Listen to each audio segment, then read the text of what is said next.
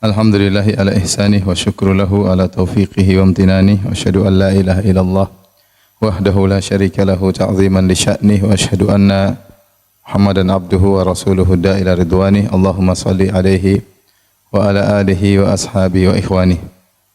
Hadirin dan hadirat yang dirahmati oleh Allah Subhanahu wa taala. Alhamdulillah pada kesempatan kali ini kita dipertemukan kembali oleh Allah Subhanahu wa taala dalam rangka untuk saling mengingatkan, saling menasihati agar kita bisa bersabar dalam menjalani kehidupan ini dalam ketaatan kepada Allah Subhanahu wa taala. Salawat dan salam semoga tercurahkan selalu kepada junjungan kita Nabi Muhammad sallallahu alaihi wasallam dan juga kepada keluarganya serta seluruh sahabat beliau tanpa terkecuali. Topik yang akan kita bahas pada kesempatan kali ini adalah tentang problematika futur, yaitu atau kemalasan dalam beribadah. Ya. Tentunya ini problem dialami kita bersama, ya.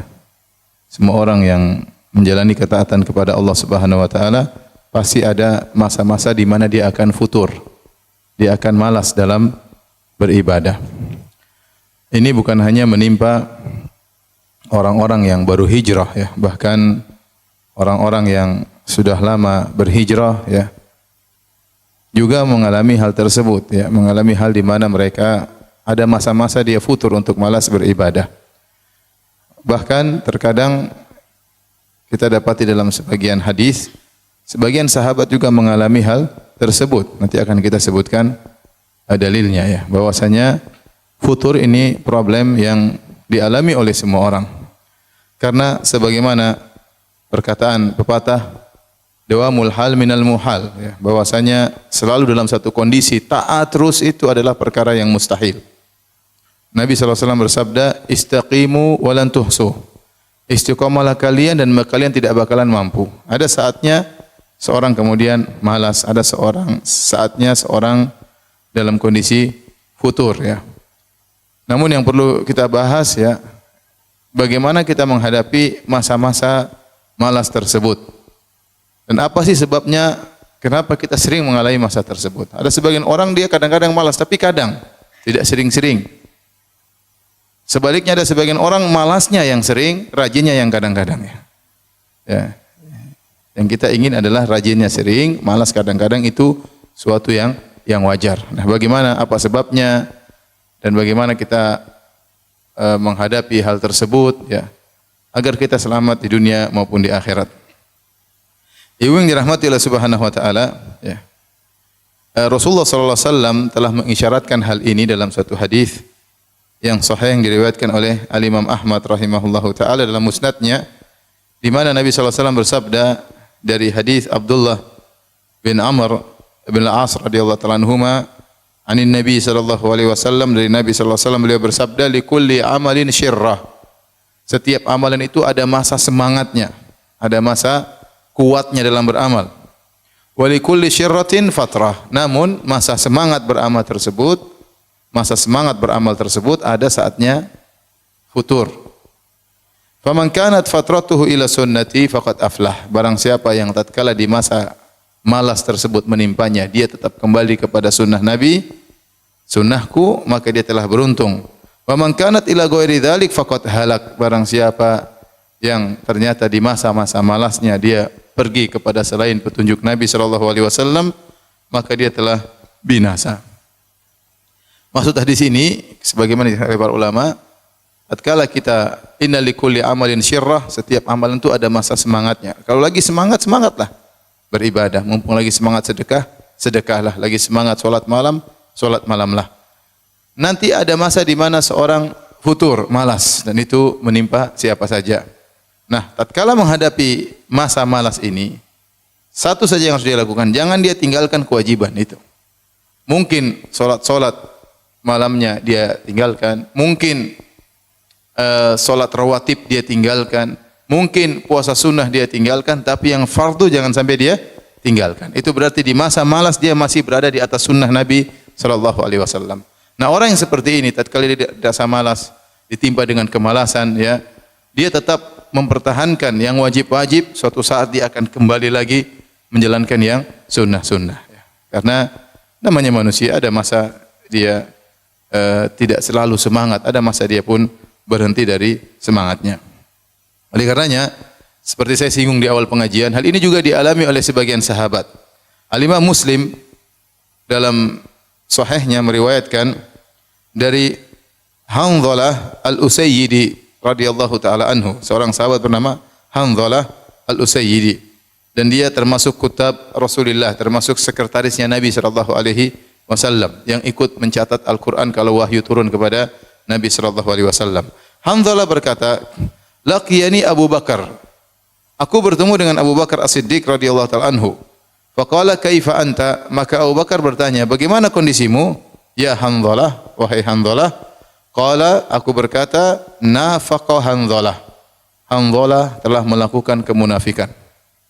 Abu Bakar berkata, "Subhanallah, ma taqul? Apa yang kau katakan? Kenapa kau berkata kau terjerumus dalam kemunafikan?"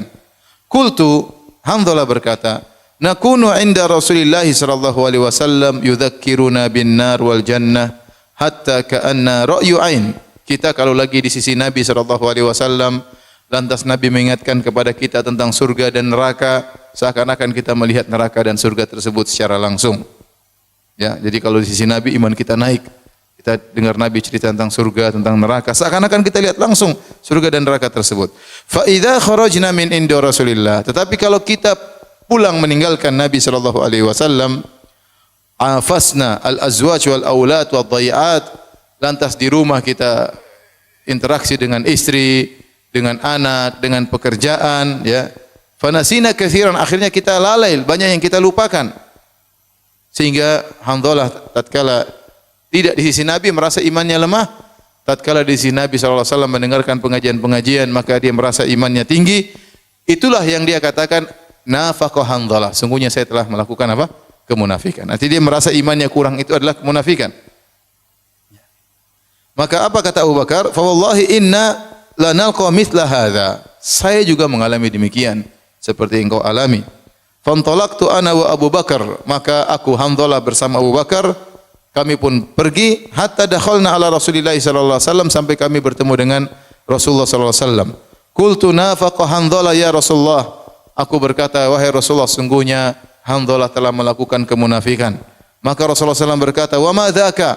Apa itu yang kau lakukan wahai Hanzalah? Maka Hanzalah berkata, ya Rasulullah, nakunu indaka tudzakkiruna bin nari wal jannah hatta ka'anna ra'yu ain. Kalau kami lagi berada di sisimu, di sisi Anda wahai Rasulullah, engkau ingatkan kami tentang surga dan neraka, seakan-akan kami melihat surga dan neraka. Fa idza kharajna min indik, tapi kalau kami sudah berpisah dari engkau, afasnal azwaj, kami berinteraksi dengan istri, wal aulad, dengan anak-anak, wal dhai'at, dengan pekerjaan, dengan kegiatan duniawi, nasina katsiran, maka banyak yang kami lupakan. Faqala Rasulullah SAW bersabda, walladzi nafsi biyadihi in law tadumuna ala ma takununa indi wa fi dzikri la safahatkumul malaikatu ala furushikum wa fi turuqikum. Kata Nabi, demi zat yang jiwaku berada di tangannya, seandainya kalian selalu berada di sisiku, selalu kalian mengingat surga dan neraka seperti melihat surga dan neraka, dan selalu mengingat Allah Subhanahu wa taala, tentu malaikat akan datang dan berjabat tangan dengan kalian, bahkan di tempat tidur kalian, bahkan di jalan-jalan kalian. Akan tetapi walakin ya Hanzalah sa'atan wa sa'atan, akan tetapi sesaat dan sesaat, sesaat dan sesaat, sesaat dan sesaat. Rasulullah ulang sampai 3 kali. Kata para ulama maksudnya ada saatnya kau semangat beribadah, ada saatnya kau rileks, ya, untuk semangat berikutnya. Jadi hadis ini menjelaskan bahwasanya namanya futur, ya, itu dialami oleh siapa saja, bahkan dialami oleh para sahabat. Tetapi menjadi masalah bagaimana menghadapi futur tersebut, masa futur tersebut. Ya, Rasulullah mengatakan sa'ah, ada saatnya kita semangat, ada saatnya kita rileks, ya. Jalan sama keluarga, jalan sama anak-anak, ada saatnya kita ngumpul sama kawan-kawan, bercanda, bergurau. Tapi bukan itu seterusnya. Kita rileks sebentar untuk semangat lagi. Itu maksudnya kata Nabi sallallahu alaihi wasallam. Tapi ini maksud saya ingin menyampaikan bahwasanya kita semua mengalami problematika tersebut. Bahwasanya terkadang kita mengalami kemalasan. Namun kalau futur sudah menyerang dan berkepanjangan, ini yang jadi masalah besar. Menjadi masalah besar. Berarti tatkala kita mengalami futur, kita tidak berada di atas sunnah, tapi kita menghadapi futur tersebut dengan cara yang salah. Ya, dengan cara yang salah. Di antara tanda-tanda kita menghadapi futur dengan cara yang salah, misalnya hati kita menjadi keras, ya, hati kita menjadi keras. Sehingga kita sulit, ya, terenyuh, sulit meneteskan air mata tatkala kita membaca Al-Qur'an atau tatkala mendengar lantunan bacaan Al-Qur'an. Itu pertanda bahwasanya hati kita bermasalah. Hati kita bermasalah. Sebagaimana kata Utsman radhiyallahu taala anhu, ya, kalau seandainya kalian, ya, lau tahurat qulubukum, kalau hati kalian bersih, ma syabi'tum min kalami rabbikum, tentu kalian tidak akan merasa puas dengan membaca firman-firman Allah Subhanahu wa taala. Namun kita sendiri merasakan, kita baru baca satu halaman, dua halaman kita sudah malas, ya. Bahkan kita merasakan baca dengan penuh keberatan. Dengan rasa berat kita membaca ayat-ayat tersebut. Padahal itu adalah, ya, asupan buat hati. Itu adalah, ya, untuk membuat hati kita menjadi tenteram. Namun kenyataannya hati kita keras, di antara buktinya kita sulit untuk menangis tatkala kita membaca ayat-ayat Allah Subhanahu wa taala. Kemudian di antara tanda bahwasanya kita menghadapi futur dengan cara yang salah, merasa berat melaksanakan ibadah secara umum. Mau salat duha rasanya malas banget, ya. Mau salat malam apalagi, ya. Padahal kita sudah berusaha meletakkan alarm di mana-mana, tapi semuanya kita matikan dan kita tidur kembali. Alhamdulillah, ya. Sehingga kita tidak salat malam. Terasa berat sekali untuk bangun, untuk wudu, kemudian kita salat malam terasa berat. Itu berarti kita mengalami futur dan kita menghadapi futur tersebut dengan cara yang salah, ya. Sehingga kita malas beribadah. Ini macam-macam, mau puasa sunnah malas, mau salat duha malas, salat malam malas, mau sedekah ragu-ragu, ya. Kemudian di antara bentuk kita mengalami futur dan kita menghadapi futur dengan cara yang salah, kemalasan tersebut, misalnya kita selalu taswif, nanti deh, nanti, ya. Itu namanya taswif dalam istilah Arab. Sedikit-sedikit mau ini, nanti deh. Mau baca Quran, nanti malam deh. Malam tidur, ya. Mau malam baca Quran, besok pagi, ya. Seperti itu, kita nanti. Mau bersedekah, nanti deh. Selalu kita menunda-nunda amal soleh, dan itu menunjukkan hati kita bermasalah. Hati kita bermasalah. Oleh karenanya ibu yang dirahmati Allah Subhanahu wa taala, pada kesempatan kali ini kita akan lebih memperdalam tentang kenapa kita futur, ya, dan bagaimana cara kita menghadapi futur tersebut, ya. Sebelumnya ada beberapa pengetahuan atau kaidah yang perlu kita ketahui, ya. Yang di antara hal-hal yang membuat kita memang harus mengalami futur mau tidak mau. Yang pertama, manusia, ya, pasti terjerumus dalam maksiat. Cuma bedanya apakah dia banyak bermaksiat atau sedikit bermaksiat. Tetapi pasti terjerumus dalam maksiat, itu suatu kepastian. Makanya Nabi sallallahu alaihi wasallam mengatakan, ya, kullu bani Adam khata' wa khairul khata'ina tawabun. Seluruh namanya anak Adam pasti melakukan kesalahan, pasti. Dan sebaik-baik orang yang bersalah adalah yang bertaubat. Tadi saya sudah singgung juga hadisnya, istaqimu walan tuhsuh. Istiqomalah kalian tidak bakalan mampu. Siapapun orangnya, kecuali para nabi, Tapi selain para anbiya, ya, seperti kita modelnya, bagaimanapun kita berusaha untuk beriman, bertakwa, pasti kita kepleset suatu saat. Tinggal kita banyak kepleset atau tidak. Kalau kita sesekali kepleset, segera bertobat, maka itu orang baik.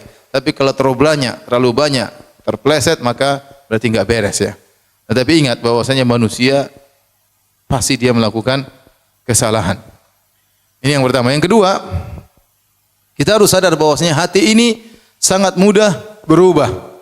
Hati ini sangat mudah berubah. Makanya dikatakan summiyal qalbu qalban litaqallubihi. Dikatakan hati dengan hati karena dalam bahasa Arab hati adalah qalb itu berubah-ubah, mudah berubah, ya. Terkadang begini, terkadang, dan kita merasakan hal tersebut. Betapa sering hati kita berubah, terkadang kita ikhlas, terkadang kita riya, terkadang kita sabar, terkadang kita enggak sabar, terkadang kita husnudzon, terkadang kita suudzon, terkadang kita memaafkan, terkadang kita dendam.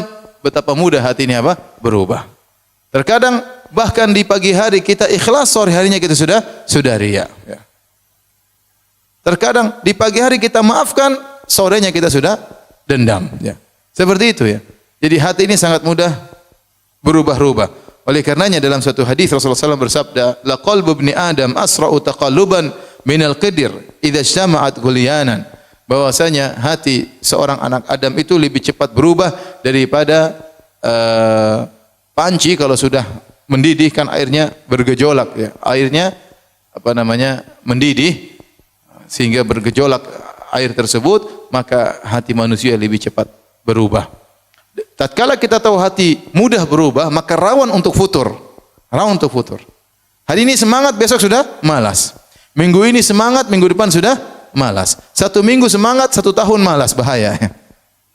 Jadi ini isyarat bahwasanya demikianlah sifat atau tabiat daripada hati manusia sering berubah-ubah. Maka seorang jangan merasa pede dengan kondisi hatinya sekarang ini. Kenapa? Karena hatinya rawan untuk berubah pada kondisi yang lain. Ya, sangat rawan. Maka dia harus benar-benar memperhatikan hatinya. Kemudian di antara kaidah yang agung dalam kaidah Ahlussunnah wal Jamaah, bahwasanya al-iman yazid wa yanqus. Iman itu naik dan turun. Tidak ada namanya manusia imannya stabil terus. Tidak ada, kecuali mungkin malaikat, ya, kecuali mungkin para nabi. Adapun manusia seperti kita yang biasa, maka iman terkadang naik, terkadang turun. Naik kata para ulama yazid bi ta'ah. Iman itu naik dengan ketaatan, wa yanqus bil ma'siyah, dan iman itu turun dengan apa? Kemaksiatan. Nah, kalau orang terjerumus dalam banyak kemaksiatan, imannya menurun. Dan kalau dia sudah imannya menurun, pasti dia akan ditimpa dengan futur yang luar biasa. Ya, rasa malas, rasa berat itu dia alami seluruhnya. Kenapa? Karena dia terlalu banyak maksiat kepada Allah Subhanahu wa taala. Apakah maksiat dengan pandangannya, apakah maksiat dengan pendengarannya, atau maksiat dengan lisannya. Tetapi kita semua merasakan bahwasanya iman terkadang naik, terkadang apa? Turun.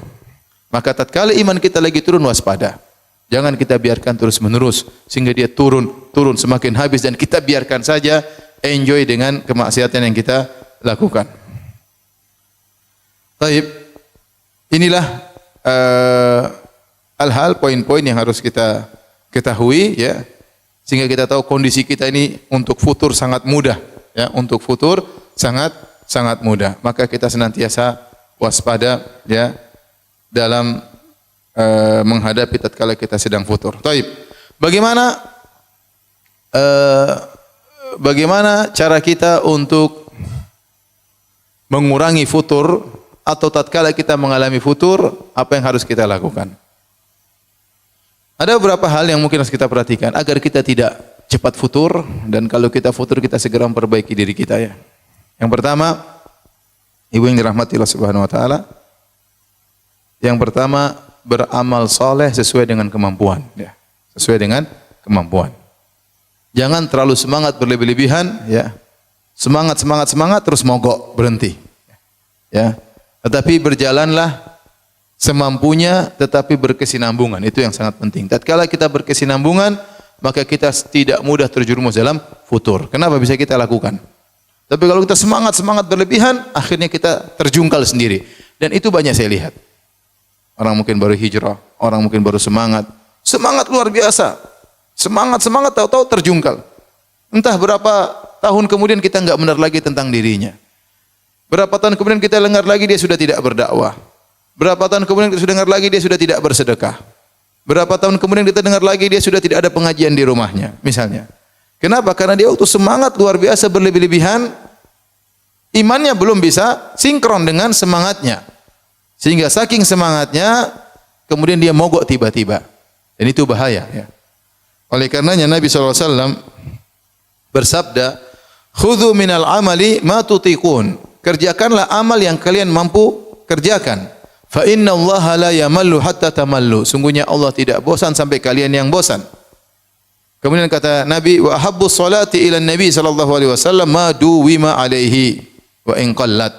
Dan salat yang paling disukai oleh Nabi sallallahu alaihi wasallam adalah yang paling kontinu meskipun sedikit ya. Dalam hadis kata Nabi sallallahu alaihi wasallam, wa habbul a'mali ila Allah adwamuha wa in qallat. Bahwasanya amalan yang paling dicintai oleh Allah adalah yang paling kontinu meskipun cuma apa? Sedikit. Kita tahu tidak semua ibu-ibu ya imannya tinggi kemudian semangat tiap hari saya baca 7 juz, saya rasa enggak mampu ibu-ibu ya. Saya rasa nggak mampu ya. Saya aja belum tentu seperti itu bisa ya, dengan berbagai macam kesibukan ya. Jangan kita paksakan diri, saya pasang harus tiap hari 5 juz misalnya. Ya.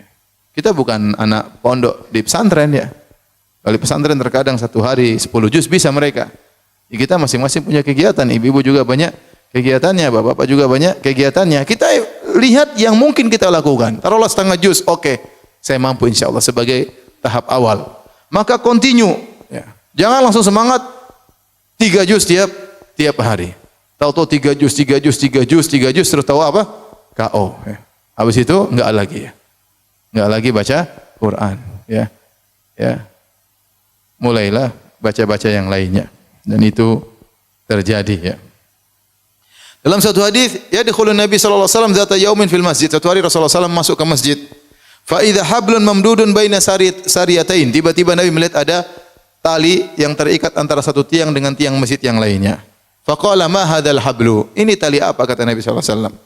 Qalu hadza hablun li Zainab. Ini tali milik Zainab. Buat apa? Dia pasang tali antara tiang dengan tiang. Fa idza fatarat ta'allaqat. Dia salat kalau dia capek dia pegang tali tersebut. Subhanallah, semangat ibadah. Dia salat kalau sudah capek dia tetap salat berdiri sambil bergantung kepada tali tersebut. Faqala Nabi sallallahu alaihi wasallam, ya, hullu, lepaskan tali tersebut. Liyusalli ahadukum nasyatahu. Hendaknya seorang salat dengan semangatnya. Fa idza fatara falyaqud. Kalau dia capek ya salat sambil duduk. Kalau dia capek salat sambil apa? Duduk. Salat sunnah kan boleh sambil duduk. Jangan maksakan diri akhirnya berdiri itu sudah saking capeknya tetap bergantungan kepada apa? Kepada tali. Ya, ini dilarang oleh Nabi sallallahu alaihi wasallam karena ini beribadah yang berlebih-lebihan.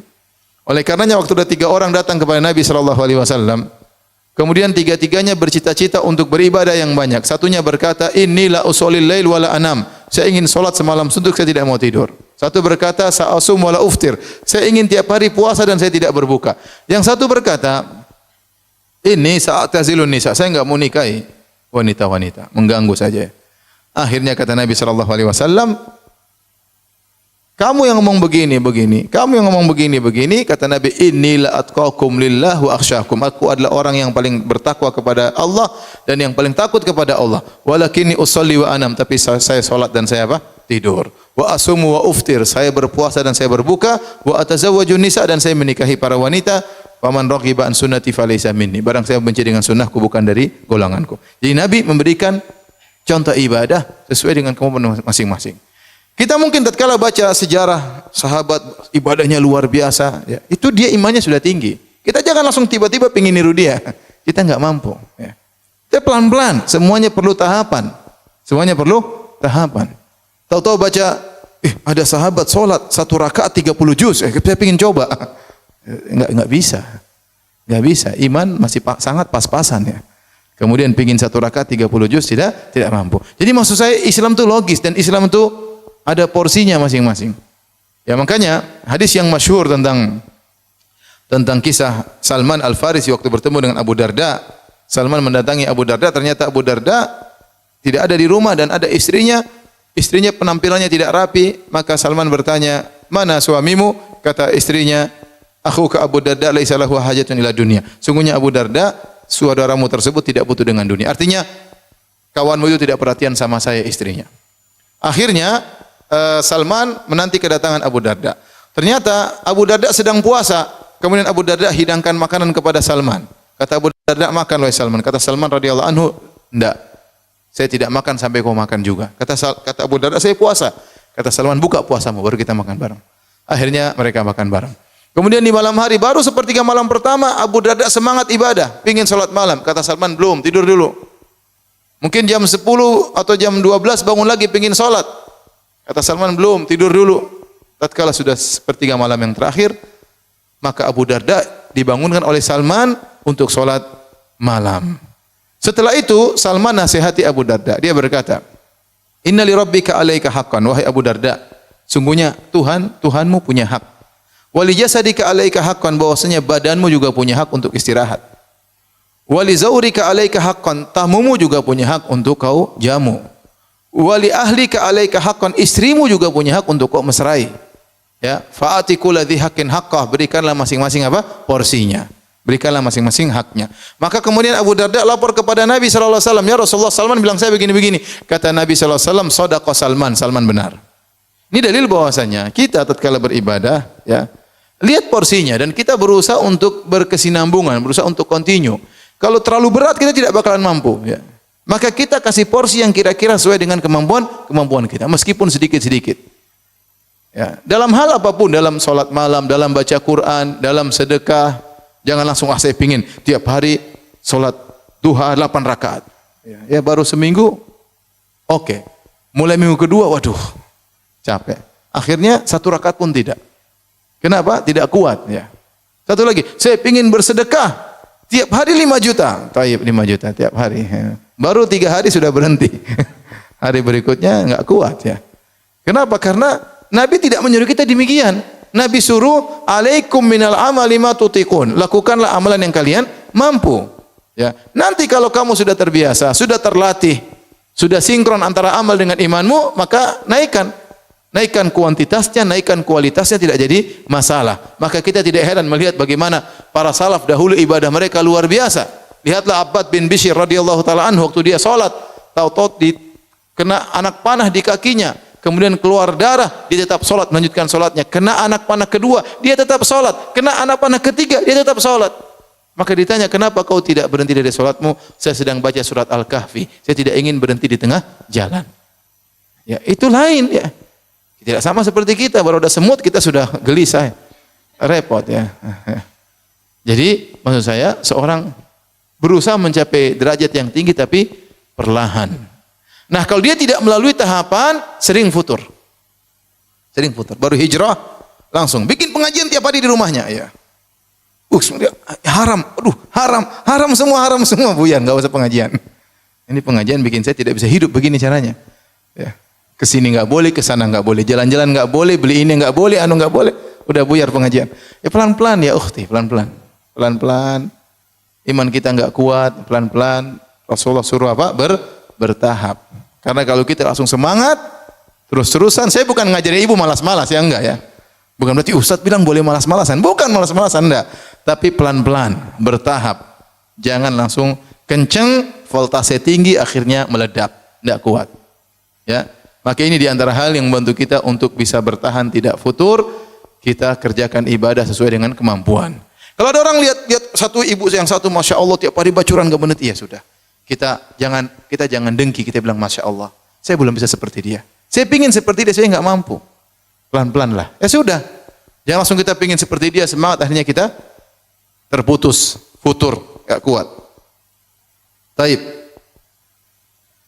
Oleh karenanya Nabi SAW pernah bersabda, "Halakal mutanatti'un." Celaka orang-orang yang berlebih-lebihan. Celaka orang-orang yang berlebih-lebihan. Tidak mampu, kemudian dia maksakan dirinya. Tapi di antara hal yang membantu kita untuk bisa, ya, tatkala sedang mengalami futur kita bisa segera atasi, yaitu at-ta'ahud bil iman. Kita senantiasa memperhatikan kondisi iman kita, ya, iman kita. Ada perkataan indah dari Abu Darda radhiyallahu anhu, seorang sahabat. Abu Darda, dia berkata, "Min fiqhil abdi an yata'ahada imanahu wa ma naqasa minhu." Di antara fikih, yaitu ilmunya seseorang, dia memperhatikan kondisi imannya, wa ma naqasa minhu, kapan imannya turun dia ngerti. Wa min fiqhil abdi an ya'lama ayasdadu huwa am yanqusu am yantaqisu. Maka di antara fikih, kefakihan seorang hamba, yaitu berarti dia berilmu, dia tahu imannya sedang naik atau imannya sedang turun. Kemudian Abu Darda juga berkata, "Wa min fiqhil abdi an ya'lam nazagati syaitan anna ta'tih." Di antara fikih seorang hamba, dia tahu kapan godaan syaitan menimpanya dan dari mana godaan syaitan itu menyerangnya. Ini sangat penting, ibu-ibu yang dirahmati Allah Subhanahu wa taala. Seorang tahu imannya sedang naik atau sedang turun, dan itu dia bisa mengontrol. Contoh, dia datang ke pengajian, imannya naik, oh berarti bagus ke pengajian. Contoh, dia pergi jalan-jalan ke sana kemari, ketemu dengan orang-orang enggak jelas, dia rasa imannya turun, nah berarti ini iman saya sedang turun, berarti enggak beres perbuatan saya ini. Dia ngerti. Bahkan lebih daripada itu, dia tahu an ya'lama nazaqati syaitan anna ta'ti, dia tahu kapan godaan syaitan bisa menimpanya, dari arah mana dia tergoda, dari arah mana imannya turun. Kita sebenarnya dikasih sinyal oleh Allah Subhanahu wa taala, dikasih sinyal. Tapi terkadang kita tidak pedulikan. Ya, tidak pedulikan. Ya, saya sering sampaikan, saya pernah ketika di Melbourne ada seorang yang bertanya, "Ya Ustaz, saya diundang buka puasa sama kawan-kawan lama saya. Terus kenapa?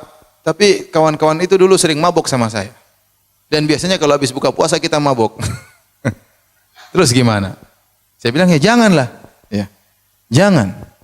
Ya. Dia tahu bahwasanya setan datang dari situ. Kalau dia sudah kumpul sama teman-teman lamanya, dia akan tergoda sebagaimana yang mereka lakukan. Akhirnya dia benar-benar mabok bersama teman-temannya.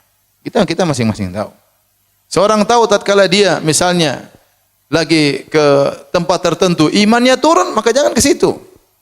Seorang tahu kalau dia bertemu dengan si fulanah kawan lamanya, dia akan terjebak dibawa kepada yang haram, maka jangan dia ketemu si fulanah tersebut. Jadi dia tahu kapan setan bisa menggoda. Dan setan sangat cerdas, ibu yang dirahmati Allah Subhanahu. Dia tahu si fulanah ini digodanya dengan ini, si fulanah ini digodanya dengan ini. Ini yang ibu ini digodanya dengan tas, ya, misalnya ini. Ya, saya enggak tunjuk ibu tertentu, ya, tunjukkan. Ya, misalnya ibu yang ini digoda dengan, ya, misalnya baju-baju fashion yang mahal-mahal, misalnya. Setan tahu, ya. Sehingga dia tergoda di situ, ini tergoda di sini, ya. Yang satunya digoda dengan ini, setan tahu siapa yang dia goda dan dengan godaan apa setan menggodanya. Sama seperti lelaki, ada yang digoda dengan wanita, mungkin dia tidak tergoda, tapi digoda dengan jabatan, dia KO. Ya. Digoda dengan popularitas, dia tidak bisa bertahan. Sebaliknya ada yang digoda dengan uang haram, dengan uang riba, dia tidak mau, tapi digoda dengan wanita, dia langsung KO, bertukuk lutut, tidak mampu. Setan tahu, ya. Setan sudah pengalaman, ya. Oleh karenanya, ya, terutama ibu-ibu yang baru hijrah, hati-hati, ya. Tatkala kita hijrah, tentu setan sangat jengkel. Setan sangat tidak suka. Tapi setan tidak putus asa untuk mengembalikan lagi kepada masa lalu kita. Kembalikan lagi kepada masa lalu kita. Maka kita waspada. Kalau hal ini membuat kita terjerumus kembali, maka tinggalkan hal tersebut. Jangan coba-coba untuk mendatangi hal tersebut. Kita imannya lemah. Ya, iman kita lemah. Kita tidak ingin Allah sudah kasih kita hidayah, kemudian kita buang hidayah tersebut. Kita memilih kegelapan kita yang masa lalu. Sebagian orang kalau berjalan-jalan, berkelana di dunia Facebook, imannya turun, jangan berkelana di dunia Facebook, ya. Dia masuk di Facebook, lihat teman-teman lamanya, lihat cowok-cowok lamanya, ya. Lihat, dan bisa saja setan ingin tahu gimana kabarnya sih. Sudah kawin belum sih? Sudah. Coba istri, oh cantikan saya daripada istrinya. Mulailah. Namanya manusia, kita nggak tahu, ya. Mengecek akun-akun orang. Akhirnya apa? Berkelana, hal tersebut membuat iman kita apa? Turun. Kalau kita tahu iman kita turun di situ, jangan coba-coba. Kalaupun kita terlanjur, segera istighfar. Segera bertobat kepada Allah Subhanahu wa taala.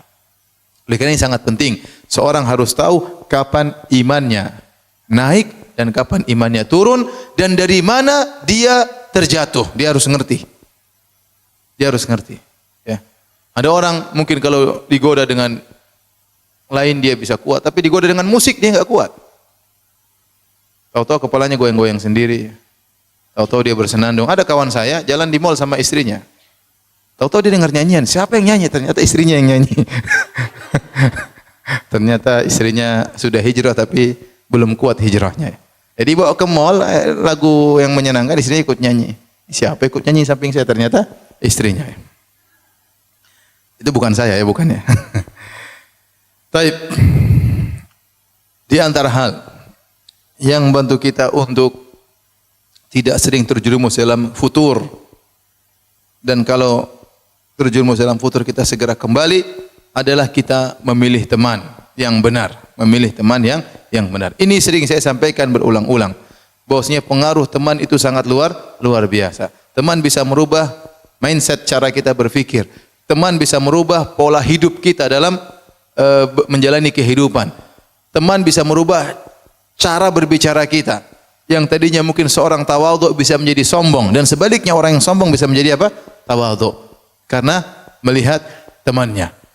Dengan teman yang baik, seorang yang tadinya pelit bisa jadi dermawan. Dan teman yang buruk tadinya dermawan bisa menjadi apa? Pelit. Maka teman ini sangat penting, hati-hati dalam memilih teman. Kita kenal sama banyak orang enggak ada masalah, tapi untuk sahabat kita harus pilih-pilih. Tidak sembarang seorang kita jadikan sahabat dekat kita. Kita harus benar-benar memfilter. Kita harus benar-benar selektif. Ya, karena teman itu sangat mempengaruhi pola pikir kita. Dan ini benar ibu-ibu yang dirahmati oleh Allah Subhanahu wa taala. Maka waspada ya. Ya. Ada seorang misalnya miskin bergaul sama orang kaya. Orang kayanya ngomong tinggi-tinggi terus. Ini si miskin akhirnya ngomong juga apa? Tinggi-tinggi. Dia lupa dirinya, bahwasanya dirinya apa? Miskin. Dan ini terjadi. Akhirnya dia pulang bawa penderitaan buat suaminya. Ngomongnya gara-gara salah bergaul. Gara-gara salah bergaul. Tetapi seorang yang misalnya kaya, sombong, bergaul dengan orang yang mungkin sederhana, kemudian lihat kesederhanaannya, maka mungkin bisa turun kesombongannya. Maka di antara penyesalan yang diucapkan oleh orang-orang yang masuk neraka jahanam adalah menyesal karena salah bergaul. Kata Allah Subhanahu wa taala, "Wa yauma ya'addu adh-dhalimu 'ala yadayhi yaqulu ya laitani ittakhadhtu ma'ar rasuli sabila." Hari di mana tatkala orang yang zalim menggigit kedua tangannya sebagai bentuk penyesalan, dan dia berkata, seandainya dahulu saya mengikuti jalannya Rasulullah sallallahu alaihi wasallam, ya wailata laitani lam attakhidh fulanan khalila. Seandainya dahulu saya tidak menjadikan si fulan sebagai kawanku, laqad adallani 'ani dzikri. Dia telah membuat saya lalai dari mengingat Allah Subhanahu wa taala. Ya benar, ketemu kawan main terus kerjanya. Ketemu kawan misalnya laki-laki, ketemu kawan hobinya bola, sudah ikuti bola, berita ini, berita terus enggak berhenti, namanya bola enggak pernah berhenti. Akhirnya waktunya habis tentang apa? Bola. Ibu juga demikian, hati ketemu dengan seorang ibu bicaranya fashion terus enggak berhenti, aduh. Ya, meskipun kita punya uang banyak, bukan itu pembicaraan kita. Apalagi kalau enggak punya uang ya. Bicara ini merek anu, merek ini merek anu. Ya, kita semua ibu-ibu butuh baju, oke, tapi bukan itu pembicaraan kita setiap hari. Kecuali ibu pedagang yang lain cerita. Tapi kalau jadi mau saya ya, jangan sampai kita salah bergaul, akhirnya cara berpikir kita berubah. Ya. Kita bergaul sama orang suka gibah, kita akan jadi tukang gibah. Karena namanya persahabatan itu pasti ada sinkronisasi. Ini sering saya sampaikan. As-sahibu sahib, sahabat pasti menggeret. Pasti terjadi proses sinkronisasi. Kalau kita yang enggak berubah menjadi dia, dia yang berubah menjadi seperti kita. Pasti ada penyesuaian, adaptasi antara satu dengan yang lainnya. Maka hati-hati, jangan sampai kita salah bergaul. Makanya Nabi dahulu disuruh oleh Allah bergaul dengan orang miskin. Nabi dahulu disuruh oleh Allah bergaul dengan orang miskin. Kata Allah Subhanahu wa taala, "Wasbir nafsaka ma'al ladzina yad'una rabbahum bil ghadati wal ashrin wajha, wa la ta'du aynaka anhum turidu zinatal hayatid dunya." Kata Allah Subhanahu wa taala dalam surat Al-Kahfi, sabarkanlah dirimu wahai Muhammad bersama orang-orang yang berdoa kepada Rabb mereka di pagi hari dan di petang hari, yang mereka berharap wajah Allah Subhanahu wa taala. Jangan kau panjangkan pandanganmu ya dari orang-orang miskin tersebut kepada orang-orang yang kaya, kau hanya menghendaki kehidupan dunia. Jadi kita ini bergaul sama orang yang ingatan kita dengan akhirat. Ya. Ya. Kita bergaul ada yang mungkin sederajat dengan kita secara ekonomi, tidak apa-apa kita bergaul dengan orang lebih daripada kita. Dan kita punya teman juga yang miskin, agar kita bisa seimbang ya. Kita bergaul dengan atas terus, akhirnya kita lupa bahwasanya dunia ini seakan-akan kita pegang selama-lamanya. Kita lupa bahwasanya dunia akan pergi. Dunia akan pergi. Akhirnya terkadang kita lupa bersyukur. Tapi kalau kita bergaul sama orang miskin, kita bersyukur kepada Allah Subhanahu wa taala. Ya, kita mungkin bisa membantu dia. Jadi maksud saya, hati-hati dalam bergaul ya. Kalau salah bergaul berbahaya. Oleh karenanya terutama kepada orang yang baru-baru berhijrah, hati-hati dengan komunitas lama. Tatkala kisah yang ma'ruf tentang pembunuh 100 nyawa yang dia sudah membunuh 99 nyawa, dia datang kepada orang yang dianggap alim, dia berkata, "Wahai fulan, sungguhnya saya telah membunuh 99 nyawa. Apakah saya masih bisa bertobat?" Kata orang tersebut, "Tidak bisa. Kau tidak mungkin diterima tobatmu." Maka orang ini pun marah dan dia pun sembelih lagi orang tersebut, lengkaplah dia bunuh 100 orang. Setelah itu dia mencari lagi orang yang alim, dia ketemu dengan orang yang alim, dia bertanya, "Ya fulan, apakah Allah masih bisa menerima tobatku?" Kata orang alim tersebut, "Bisa. Tapi syaratnya kau harus pergi meninggalkan komunitasmu dan pergilah ke kampung yang lain, beribadahlah kepada Allah dengan orang-orang di sana." Maka kemudian dia berjalan meninggalkan kampungnya menuju kampung yang lain. Di tengah perjalanan belum sampai ke kampung tersebut dia meninggal dunia. Akhirnya datang malaikat rahmat, malaikat azab mengukur, ternyata jarak dia menuju kampung yang baik tersebut lebih dekat, akhirnya dia diampuni dan dimasukkan dalam surga. Tapi ini isyarat bahwasanya kalau Anda ingin benar-benar hijrah, Anda ingin benar bertobat, tinggalkan komunitas yang lama. Kalau Anda ingin benar-benar berhijrah. Tapi kalau berhijrah tapi masih gaul sama komunitas lama, yang masih suka joget-joget, yang masih suka nyanyi-nyanyi, yang masih suka glamor kehidupannya, susah. Anda hijrahnya tidak akan sempurna. Dan suatu saat Anda akan bisa kembali lagi. Dan orang yang baru berhijrah benar-benar diintai oleh syaitan. Syaitan ingin mengembalikan dia lagi. Syaitan ingin mengembalikan dia lagi. Di dalam hijrah, Anda anti hijrah serius. Hijrah cari, insya Allah Allah kasih kawan-kawan yang lain yang bisa kita enjoy dalam bergaul, enjoy dalam bersahabat. Alhamdulillah. Dan insya Allah Allah berikan kelezatan yang lebih daripada komunitas yang lama. Tetapi kalau kita ternyata hijrahnya ragu-ragu, masih sering gaul sama komunitas lama, maka sangat mudah kita kembali lagi. Ustaz, apa kita harus putuskan hubungan sama komunitas lama? Jawabannya tidak. Tetapi bergaul sekedarnya.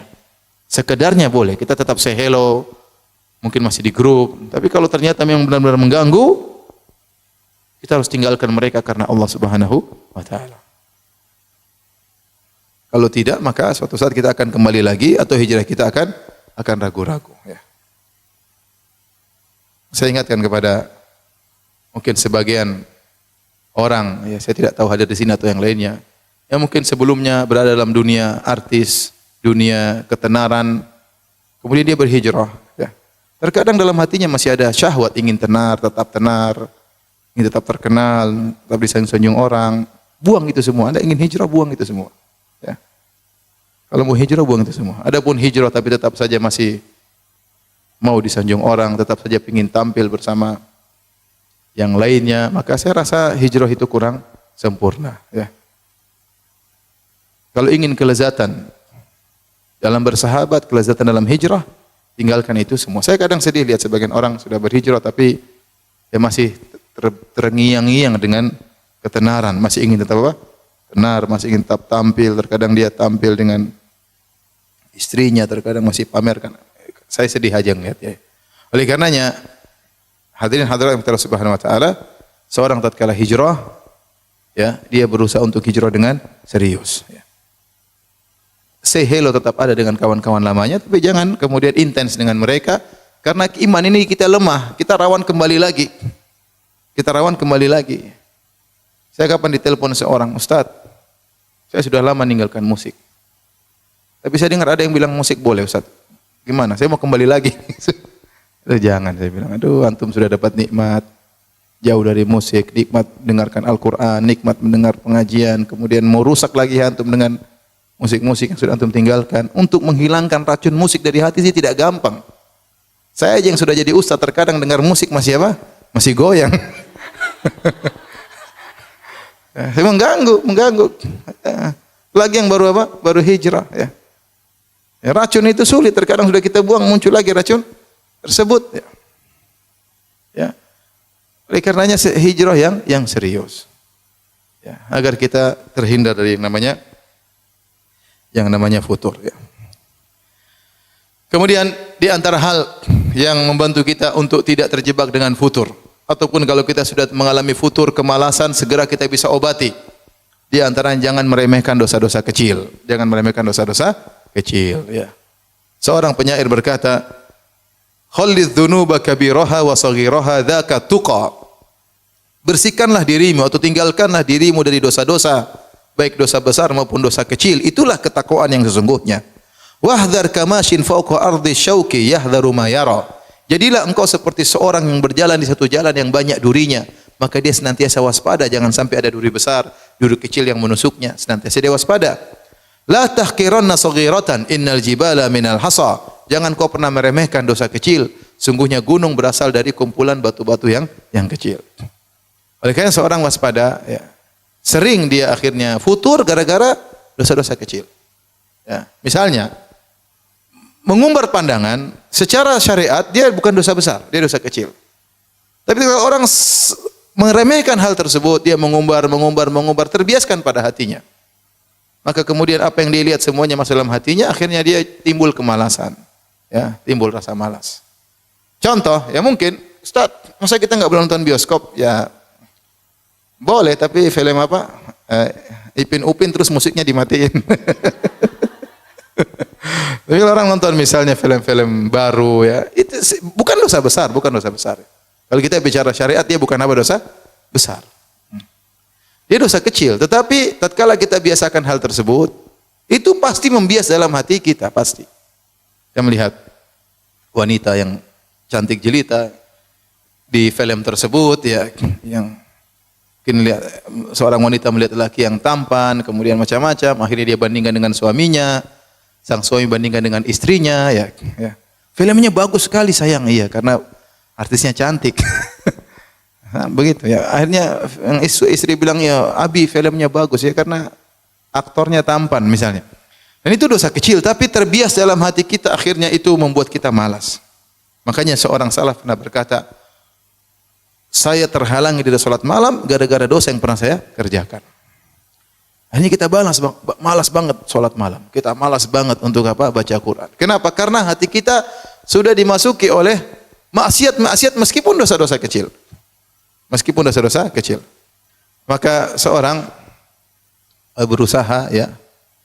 Ya, kalau dia tidak mampu meninggalkan secara total, paling tidak dikurangi sedikit demi sedikit. Kalau dia belum bisa menghindari, tetap istighfar kepada Allah Subhanahu wa taala. Astagfirullah. Saya katakan demikian karena saya sendiri pernah mengalami terus berat sekali. Saya dulu main musik, kemudian saya tinggalkan musik, enggak gampang ya. Bertahap, ya. Tidak bisa langsung apa? Meninggalkan apa? Musik. Karena sudah terlanjur merasuk dalam hati saya, ya. Susah. Tapi saya berusaha meninggalkan sampai saya meninggalkan secara total. Betapa sering setan menggoda saya. Saya sudah tinggalkan, tahu-tahu dalam mimpi saya main gitar. Benar, demi Allah, berapa kali saya mimpi seperti itu. Saya sudah lupa lagu tersebut, dalam mimpi setan mengingatkan lagu tersebut. Saya bangun, ya Allah, lagunya masih saya hafal. Coba, ini setan. Itu memang benar. Saya ngalami sini, saya tidak bilang tinggalkan total tidak mudah. Saya bicara yang realistis saja. Mungkin di antara anti yang punya hobi tertentu, ya sudahlah, pelan-pelan lah. Ya, kalau bisa tinggalkan total, alhamdulillah. Kalau enggak bisa, harus ada niat untuk meninggalkan hal tersebut. Kalau enggak, kita akan mengalami futur, kemalasan yang bertambah-tambah tidak hilang dari diri kita. Kenapa? Karena kita bergelimang dengan dosa-dosa meskipun dosa-dosa kecil. Saya tidak bicara dosa besar seperti zina, minum khamr, enggak, ya. Dosa-dosa kecil juga punya pengaruh terhadap kerajinan kita atau kemalasan kita dalam beribadah. Itu sudah pasti, tidak mungkin tidak. Sudah pasti dan tidak mungkin tidak, ya. Ini, ya, di antara hal yang mungkin bantu kita untuk terhindar dari futur adalah kita berusaha menarik diri kita dari dosa-dosa kecil. Kalau kita terjerumus, segera istighfar. Astagfirullah. Allah Maha Mengampun. Tuhan kita itu Maha baik. Betapa sering kita terjerumus dalam maksiat, kita minta ampun, Allah terima taubat kita. Kemudian yang berikutnya, jangan buang-buang waktu. Ibu-ibu yang dirahmati Allah Subhanahu wa taala, ya, waktu ini kita usahakan kita manfaatkan. Dan Rasulullah sudah ingatkan, nikmatani maghbunun fihi ma katsirun minan nas, ya. Dua kenikmatan yang banyak orang terpedaya dalamnya adalah sehat wal faraq. Adalah sehat dan waktu luang. Kita mumpung masih sehat, kita manfaatkan waktu kita. Dan maksud saya, manfaatkan waktu bukan berarti hanya sholat, zikir, enggak. Maksud saya, waktu kita jangan terbuang-buang. Entah kita sedang bermesraan sama suami, entah kita sedang sama anak-anak, entah kita sedang sama orang tua ngobrol, entah kita ketemu sama kawan-kawan kita, ukhti-ukhti yang lain dalam rangka mendekatkan tali ukhuwah. Intinya tidak ada waktu yang terbuang-buang. Intinya tidak ada, semua waktu bermanfaat. Entah kita lagi duduk baca Quran, entah kita lagi bikin suatu makanan buat suami, Entah kita lagi ngobrol sama pembantu misalnya, kita arahkan begini dan begini, entah kita menyenangkan tetangga kita. Pokoknya waktu kita jangan ada yang terbuang. Itu di antara hal yang buat kita tidak futur. Sehingga setiap waktu yang ada kita alami semuanya berpahala. Karena saya sering sampaikan bahwasanya ibadah bukan cuma baca Quran, bukan cuma zikir, senyum sama suami, ngurusin anak-anak, telepon orang tua, ziarah ke orang tua, telepon kakak adik, ketemu dengan keponakan, banyak yang bisa kita kerjakan. Kalau disuruh kita baca Quran dari jam 6 pagi sampai jam 6 sore enggak kuat. Tidak kuat kita. Ya. Yang bisa cuma malaikat. Malaikat kalau sudah beribadah kata Allah, la yafturun, tidak pernah futur malaikat kalau beribadah. La yas'amun, tidak pernah bosan. Kita ditimpa dengan kemalasan, ditimpa dengan kebosanan. Oleh karenanya tatkala kita mengalami keletihan dalam beribadah, isi dengan yang lain. Isinya berusaha untuk bermanfaat. Ya. Kalau enggak kita ngobrol dengan kawan-kawan di grup yang bermanfaat, waktu kita jangan dibuang. Ini membantu kita untuk melawan futur. Sebagian orang bingung, waktunya kebanyakan, dia ingin membunuh waktunya. Caranya apa ya? Sudah dia maksiat. Ya, dia maksiat. Lakukan hal yang tidak bermanfaat, ya. Sementara waktu terus berjalan, umur kita semakin berkurang, ya, wajah semakin keriput, ya, dan seterusnya. Tubuh semakin membengkak. Oleh karenanya jangan buang-buang waktu. Yang terakhir yang dirahmati Allah Subhanahu wa taala, atau sebelum yang terakhir, punya rutinitas harian yang kita berusaha tidak kita tinggalkan apapun yang terjadi. Saya tidak usah bilang banyak-banyak, tapi yang penting kita berusaha melaksanakan rutinitas tersebut. Contohnya, zikir pagi petang, jangan pernah tinggalkan. Sudah, saya punya jadwal, saya harus zikir pagi, zikir petang. Ustaz, saya sibuk lupa sampai maghrib belum zikir. Tidak apa-apa, habis maghrib boleh zikir petang, tidak ada masalah. Ustaz, saya lupa zikir pagi, ketiduran bangun jam 7 siang. Tidak apa-apa, zikir pagi, tidak ada masalah. Boleh. Seharusnya kita zikir pagi setelah sholat subuh sebelum terbit matahari. Tapi kalau terlambat, tidak apa-apa, diqadha, tidak ada masalah.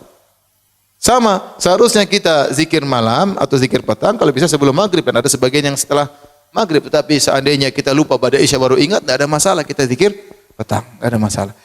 Ini namanya wirid harian, jangan kita tinggalkan. Ya. Kita punya target misalnya, setiap hari saya harus baca, saya nggak usah banyak-banyak ibu, 1 halaman saja. Saya nggak bilang ibu baca setengah juz, 1 juz, 2 juz, enggak. Nggak usah bikin grup juz-juzan, nggak usah ya. Ya. Yang penting saya punya target bawa Quran, ininya harus pindah tiap hari, apa namanya? Talinya harus pindah tiap hari. Ya. Apa namanya? Marknya. Ya, itu dipindahin tiap hari. Paling tidak sehari saya baca 1 lembar. Kalau tidak ada waktu lagi itu memang kebangetan. Kita baca berita di internet berjam-jam kita kuat. Bolak-balik lihat model sepatu kita kuat. Tas kita lihat terus berjam-jam meskipun enggak punya duit kita kuat. Masa kita membaca Quran tidak kuat? Harus ibu-ibu. Dan tidak mengapa wanita haid baca Quran, enggak ada masalah. Yang penting jangan dipegang langsung Al-Qur'annya. Pokoknya buka, disitulah ketenangan, disitulah kebahagiaan. Disitulah Allah akan menjaga hati kita. Nanti setiap malam Jumat atau hari Jumat baca surat Al-Kahfi. Seminggu sekali kita baca. Karena dalam hadis disebutkan barang saya baca surat Al-Kahfi, Allah akan berikan sinar antara dia sampai Jumat ini sampai Jumat berikutnya. Itu di antara hal yang membantu kita untuk diberi petunjuk oleh Allah Subhanahu wa taala. Sudah enggak usah banyak-banyak, itu aja saya bilang. Enggak usah banyak-banyak, yang penting salat malam 1 rakaat enggak ada masalah kalau bisa. Kalau enggak bisa yang tadi aja dulu, ya. Rutin, ya. Kemudian jangan lupa mendoakan orang tua, mendoakan anak-anak. Baik, yang terakhir yang ingin saya sampaikan adalah banyak berdoa kepada Allah agar kita dikokohkan hati kita, dan di antara doa yang paling agung adalah ya muqallibal qulub tsabbit qalbi ala dinik. Dan di antara doa yang paling agung adalah ihdinas siratal mustaqim. Itu doa yang paling agung. Bahkan wajib kita baca dalam salat. Kalau kita tidak baca salat kita tidak sah. Yang jadi masalah kebanyakan kita baca tidak kita renungkan. Itu yang jadi masalah. Ihdinas siratal mustaqim maksudnya apa? Ya Allah, tunjukkanlah aku kepada jalan yang lurus. Kalau sudah aku menempuh jalan yang lurus, ya Allah kokohkan aku di atas jalan tersebut. Itu maksudnya. Tapi kita sering baca ihdinas siratal mustaqim kayak numpang lewat karena kita sudah saking hafalnya. Bahkan pikiran kita ke pasar pun kita bisa baca ihdinas siratal mustaqim. Saking hafalnya. Tapi saya ingatkan untuk diri saya pribadi dan ibu sekalian, benar-benar kalau kita mengucapkan ihdinas siratal mustaqim, maka hendaknya kita serius ya. Benar-benar kita minta petunjuk kepada Allah Subhanahu wa taala. Ini saja Ibu yang dirahmati Allah Subhanahu wa taala. Semoga kita semua dan ibu sekalian dirahmati oleh Allah Subhanahu wa taala dianugerahkan istiqamah oleh Allah Subhanahu wa taala ya sampai bertemu dengan Allah Subhanahu wa taala dan semoga kita semua dimasukkan dalam surganya. Jangan lupa untuk saling mengingatkan kalau ada kawan yang salah, tegur dengan cara baik-baik, jangan diejek, jangan dinyinyir, ya dijapri dengan cara yang baik. Kalau enggak kunjungan ke rumahnya kasih tahu kita berkawan di antara fungsinya untuk saling menasihati, bukan saling menyinyir, bukan saling menjatuhkan. Kalau ada kawan yang salah jangan lupa untuk didatangi, dinasihati. Wallahu a'lam bishawab. Demikian saja yang bisa saya sampaikan mohon maaf atas segala kekurangan yang saya miliki. Semoga Allah mengampuni dosa-dosa kita. Subhanakallah bihamdik asyhadu an la ilaha illa anta astaghfiruka wa atubu ilaik. Assalamualaikum warahmatullahi wabarakatuh.